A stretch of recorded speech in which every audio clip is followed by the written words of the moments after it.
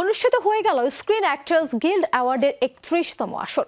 ২৪ ফেব্রুয়ারি রাতে যুক্তরাষ্ট্রের loss অ্যাঞ্জেলেসের shrine মিলনায়তনে বসে এবারের আয়োজন। স্ক্রিন অ্যাক্টর্স গিল্ড অ্যাওয়ার্ডে এবছর বাজিমাত করেছে সিনেমা কনক্লেভ ও টিভি সিরিজ শোগান। একাধিক বিভাগে পুরস্কার নিজেদের ঝুলিতে ভরেছে তারা।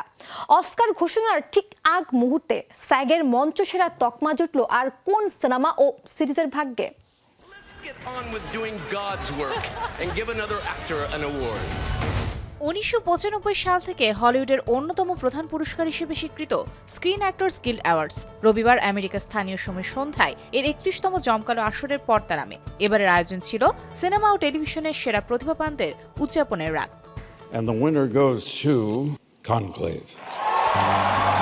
অস্কারের সপ্তাহখানেক আগে এই আসরে বড় জয় পেল কনক্লেভ। পোপ নির্বাচনের প্রেক্ষাপটে তৈরি থ্রিলারটি অনুষ্ঠানের সবচেয়ে বড় পুরস্কার সেরা অভিনয় শিল্পীদের দল বেস্ট এনসেম্বল কাস্ট জিতে নিয়েছে।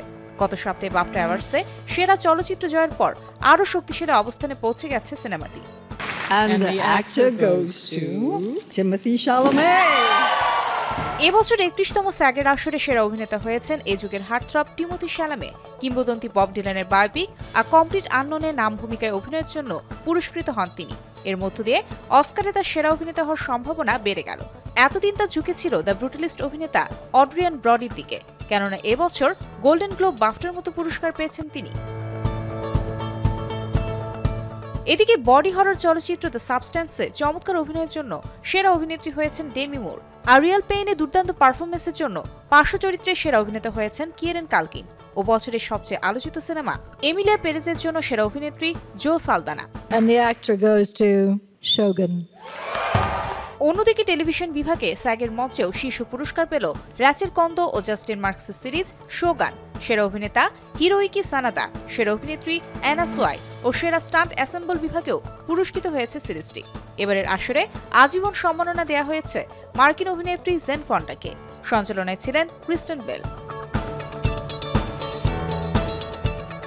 তবে পুরস্কার ঘোষণার আগে রেড কার্পেটেও ছিল তারকার মেলা। অনুষ্ঠানের আগে লাইট পিঙ্ক ফ্লোরাল গাউনে ক্যামেরায় ধরা পড়েন আরিয়ানা গ্রান্দে। অস্কার জয়ী মিশেল ইয়ে হাজির হন আরমানি প্রাইভের পোশাকে। বিয়ের পর প্রথমবার কোনো অনুষ্ঠানে দেখা গেল মিলি ববি ব্রাউনকে। এছাড়া লুই ভিতো থ্রি পিস স্যুটে ক্যামেরাবন্দী হন জেরেমি অ্যালেন হোয়াইট লেগ স্যুটে আসেন অ্যান্ড্রু স্কট। তবে সবাইকে ছাপিয়ে সিল্ক ব্ল্যাক গাউনে নজর কাড়েন পপ তারকা সেলেনা গোমেজ। বলা হয় স্যাগ পুরস্কার যিনি পান তার হাতেই ওঠে অস্কার। দেখা যাক স্ক্রিন অ্যাক্টর্স গিল্ড অ্যাওয়ার্ডের মঞ্চ থেকে এবছর অস্কারে বাজিমাত করে কোন তারকা। Mario Sen, showbiz tonight.